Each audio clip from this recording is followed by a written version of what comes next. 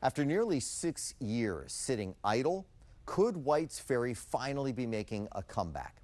Montgomery County is now putting up $1.5 million in taxpayer money to buy the historic ferry and property in Maryland.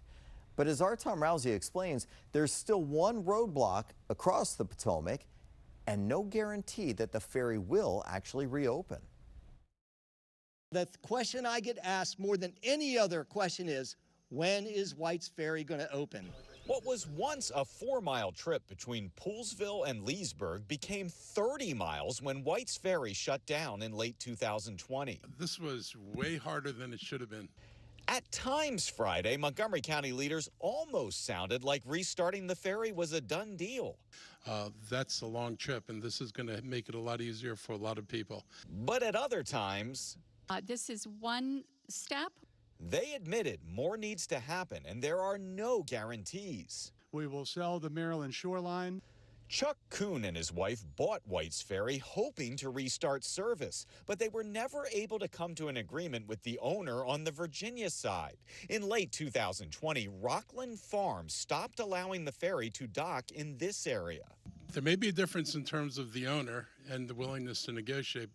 Montgomery County officials hope that will happen, but I pressed them, asking if a deal has not been reached in the last 5.5 years, why do they think they can reach one just because the county will own the land? It does change the dynamic that this is not a private dispute between private parties. Once the county acquires the ferry, it's now a public service and a public operation, and would be a public service in Virginia. I asked the county executive if he wanted Virginia to use eminent domain to take over the property. Taking by eminent domain is possible, but it sort of should be the final step. The first thing is just to try to negotiate a reasonable understanding with the owner.